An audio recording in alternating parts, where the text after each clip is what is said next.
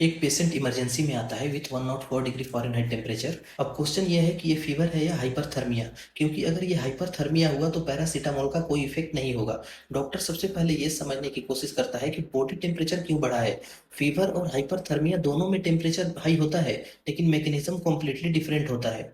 Fever में body का thermostat यानी हाइपोथैलेमस अपना सेट पॉइंट इंक्रीज कर देता है। Normal temperature around 37 degree Celsius होता है, लेकिन इन्फेक्शन के टाइम हाइपोथैलेमस इसको 39 डिग्री सेल्सियस तक रीसेट कर देता है। इसको ऐसे समझो जैसे रूम है थर्मोस्टेट को हायर टेम्परेचर पर सेट कर दिया हो। जब हाइपोथैलेमिक सेट पॉइंट इंक्रीज होता है तो वैसोकॉन्स्ट्रिक्शन स्टार्ट होती है। ब्लड स्किन से इंटरनल ऑर्गन की तरफ शिफ्ट होता है। पेशेंट को कोल्ड फील होता है। इसी वजह से फीवर के स्टार्ट में चिल्स और शिवरिंग होती है। शिवरिंग मसल को एक्टिवेट करती है, जिससे हीट प्रोडक्शन इंक्रीज होता है। साथ ही लीवर भी नॉन शिवरिंग थर्मोजेनेसिस से हीट प्रोड्यूस करता है, और पेशेंट का बिहेवियर भी चेंज होता है। ब्लैंकेट लेना, वार्म क्लॉथ पहनना, ताकि body new temperature set point तक पहुंच सके। जब इन्फेक्शन कंट्रोल हो जाता है या पेशेंट एंटीपायरेटिक ड्रग्स जैसे पैरासीटामोल ले लेता है तो हाइपोथैलेमिक सेट पॉइंट फिर से नॉर्मल हो जाता है। तब बॉडी हीट लॉस करना स्टार्ट करती है। फिर वैसोडाइलेशन, स्वेटिंग, और पेशेंट को सडनली गर्मी और स्वेटिंग फील होती है।